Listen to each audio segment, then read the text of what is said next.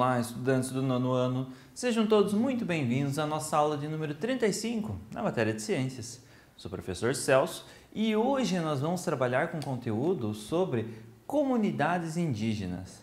Nessa parte de comunidades indígenas, nós vamos abordar a comunidade Guarani, que viveu na nossa região, que tem alguns remanescentes das suas tribos aqui na nossa região.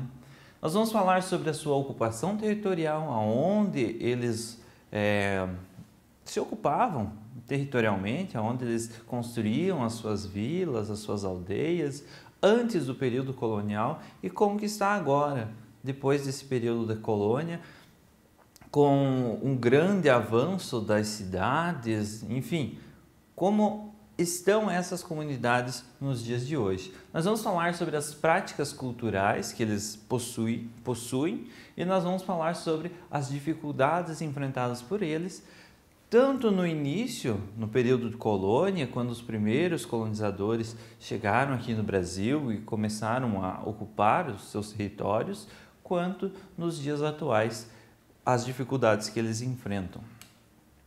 Os objetivos específicos da nossa aula de hoje: conhecer as comunidades tradicionais indígenas, identificar algumas das formas utilizadas pelas comunidades para a transmissão da sua cultura através de gerações e conhecer alguns dos principais problemas enfrentados pelas comunidades indígenas nos dias de hoje. Antes da gente começar, preciso que vocês tenham em mãos o caderno e o penal de vocês. Nós vamos trabalhar com algumas curiosidades, alguns conceitos, algumas coisas novas. Então, vocês precisam ter o caderno e o penal para tomar notas desse conhecimento novo. Futuramente, vocês vão precisar dele para fazer uma revisão para avaliação, fazer uma revisão para um exercício ou simplesmente para relembrar aquele conteúdo que foi trabalhado na nossa aula de hoje. Tá certo? Vamos começar então. Comunidades indígenas. Quando os espanhóis e portugueses chegaram na América do Sul por volta de 1500, os guaranis já formavam um conjunto de povos com uma mesma origem, falavam o mesmo idioma e haviam desenvolvido um modo de ser que mantinha viva a memória das antigas tradições e se projetavam para o futuro. O que isso quer dizer? Quer dizer que eles já formavam uma civilização aqui. Eles tinham uma maneira de passar a sua história. Tiveram uma experiência de um plantio que deu ruim em determinada época do ano. Eles tinham uma maneira de deixar para os seus descendentes que aquela época do ano era ruim para o plantio. Não era uma escrita. Eles não escreviam livros, eles não escreviam cartas, enfim. Não era assim que eles passavam as suas tradições.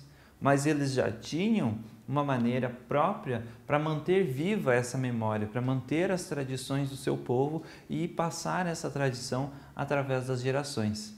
E essas tradições explicavam como eram os costumes, como eram os hábitos de vida daqueles povos. Praticavam uma agricultura muito produtiva, eles sabiam exatamente quando deveriam de plantar um determinado alimento, quando deveriam de colher ele e como preparar a terra para ter uma boa produção de alimento, e qual gerava amplos descendentes que motivavam grandes festas. Então eles colhiam o alimento para o ano ou para o inverno, enfim, o suficiente para sobreviverem aquele ano, e os excedentes eles festejavam, eles distribuíam com outros produtores ou em troca de outros produtos, conforme determinava a economia da reciprocidade. Então eles dividiam. Se alguém não tinha, a produção deu ruim em determinado período do ano, então eles compartilhavam o seu alimento, não deixavam as pessoas passando fome ou os outros representantes da sua tribo com dificuldades. Eles procuravam sempre colaborar um com o outro. Os Guarani veem seu mundo como uma região de matas, campos e rios.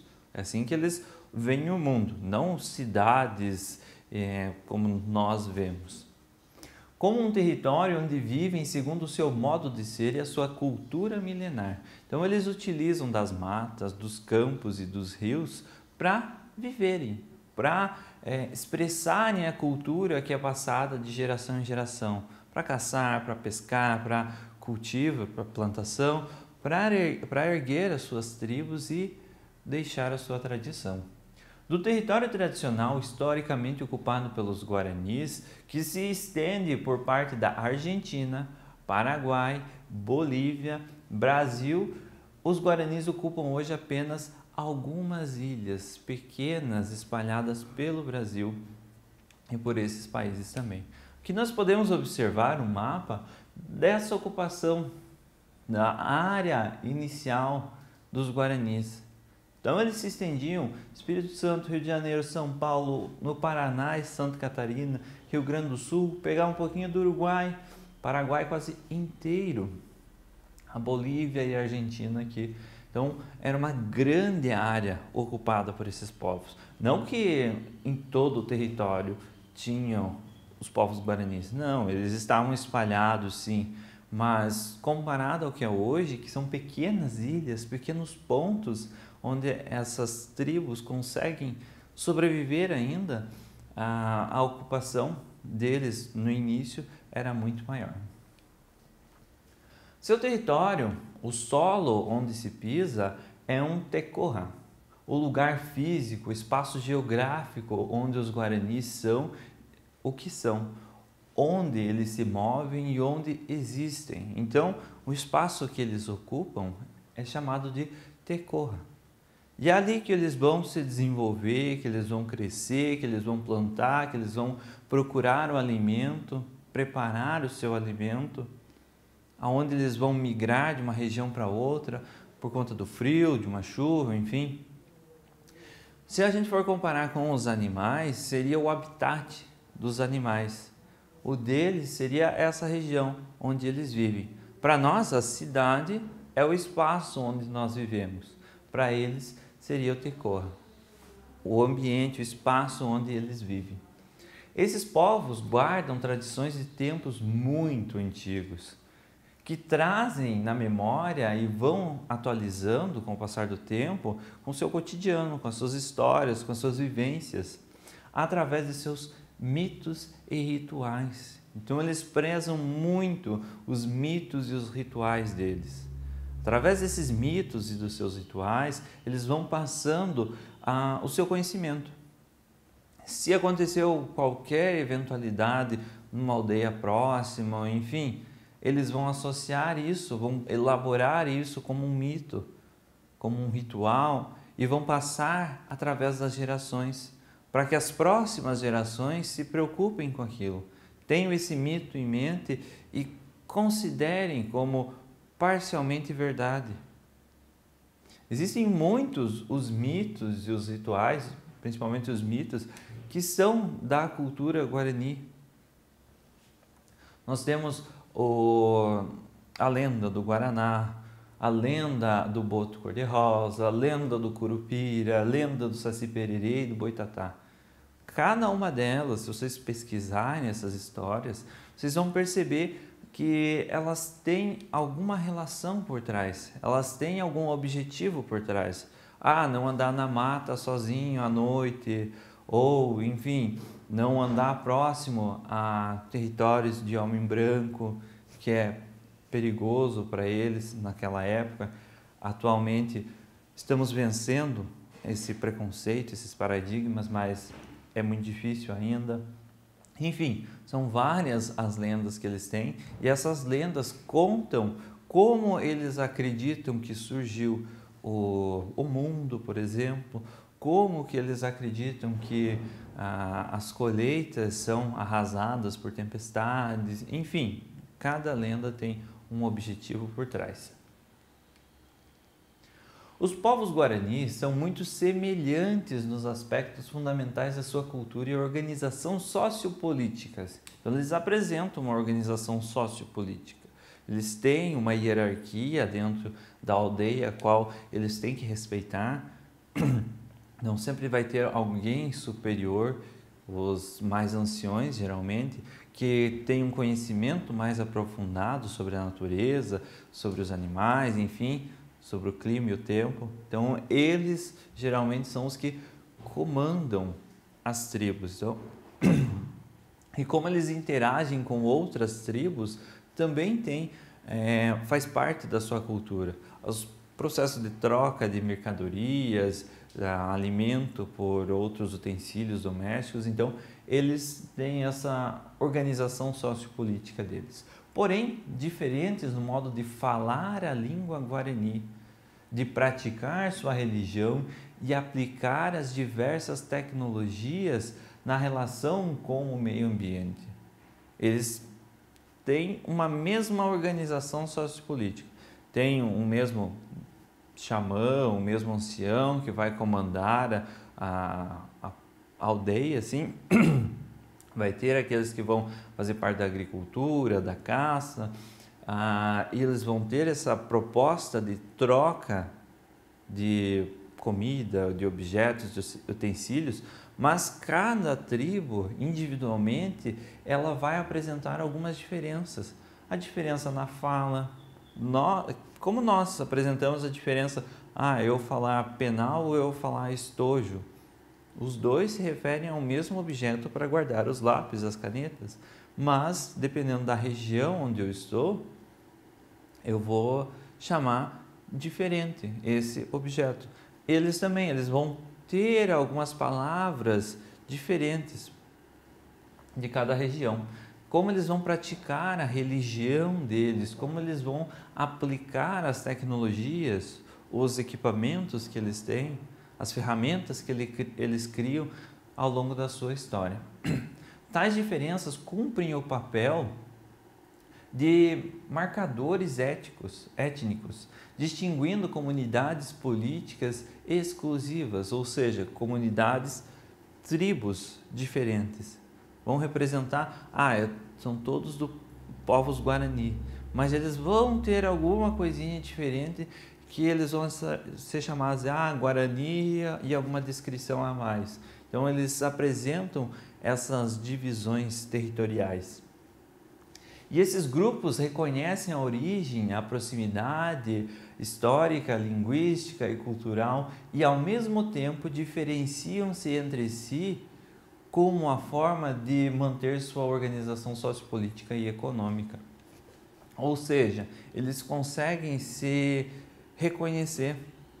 Assim como nós, aqui do Sul, reconhecemos uma pessoa que vem do Nordeste, enfim, o jeito deles falar ser diferente do nosso, nós podem falar a mesma coisa, mas eles têm um sotaque um pouco diferente. Os povos indígenas também têm, as comunidades indígenas também têm isso. E cada grupo reconhece, você não é dessa região, você é de tal região, e assim eles vão se organizando como grupos distintos. E cada um desses grupos tem uma organização econômica, uma organização política um pouco diferente. Diversos grupos Guarani foram se estendendo por essa parte da América, mediante sucessivas migrações aliadas ao crescimento demográfico. Então, as pessoas foram se reproduzindo, elas foram aumentando as suas famílias, os seus grupos, e isso foi gerando novas comunidades ao redor do mundo, dessa nossa região aqui, da região sul, da América do Sul, e esses grupos foram se espalhando. No território brasileiro vivem os Mibia, os Kaiowá e os Guarani. São nomes que a gente não está acostumado no nosso dia a dia, mas são as três comunidades, então, principais, mais fortes, que vivem aqui na nossa região. Cada uma delas vai ter a sua economia, vai ter a sua organização sociopolítica. Um dos maiores males que os guaranis têm de suportar é a invasão e a destruição da sua terra, a ameaça contra o seu modo de ser, a expulsão, a discriminação e o desprezo que vieram com a chegada dos outros, dos colonos e dos fazendeiros e, mais recentemente, dos produtores de soja e de cana-de-açúcar. Que eles querem aumentar cada vez mais o seu território, eles querem cada vez mais ter posses de terras para plantações, enfim, para suas grandes fazendas, e eles matam, eles discriminam, eles expulsam essas comunidades do seu território, da sua casa da sua região, onde eles construíram a sua cultura e onde eles dão continuidade da sua tradição. A introdução da soja a partir da década de 1970, junto com a ampla mecanização das atividades agrícolas, provocou o fim das aldeias refúgio, nas quais os Kaiowá e os Guarani residiam. A produção comercial em monocultura comprometeu a biodiversidade, substituindo os restos de mata, capoeira e os campos. Monocultura é quando você tem uma única planta em uma determinada região, eliminando todo o restante da biodiversidade, todas as outras árvores, todos os outros arbustos, as outras flores, enfim, elimina todas elas para plantar soja apenas, ou para plantar só cana-de-açúcar, ou enfim, só milho, enfim. Isso é uma monocultura e traz muitos problemas a longo prazo. Com a criação do pró-álcool no início da década seguinte, são instaladas as primeiras usinas de produção de açúcar e álcool no Mato Grosso do Sul. Em decorrência, passam a ser frequentes as denúncias de trabalho escravo e de superexploração dos trabalhadores indígenas e não indígenas engajados nessa atividade. Então, as pessoas, sejam indígenas ou não, elas vão de atrás de um trabalho, tentando entrar nessa sociedade capitalista, tentando se adaptar a esse crescimento, deixando parte das suas tradições de lado e acabam sendo explorados, acabam sendo escravizados até, apesar de dizer que a escravidão não existe mais, mas você obrigar uma pessoa a trabalhar tantas horas seguidas por dia, levando ela à exaustão, a problemas de saúde, enfim, isso é um trabalho escravo, isso é uma exploração desse trabalhador. E é isso que ocorre com os indígenas, muitos deles, porque as pessoas, os fazendeiros, enfim, que contratam eles, acham que eles não têm os mesmos direitos que todos nós. E pelo contrário, todos os seres humanos têm os mesmos direitos. Todos devem ser tratados de igual para igual, certo? Pessoal, essa foi a nossa aula de hoje. Um pouquinho sobre esses povos guaranis. Espero que vocês tenham gostado da aula. Ficou alguma dúvida? Retoma o vídeo, assista novamente. Mais algumas pausas e anotações. E nos vemos na nossa próxima aula.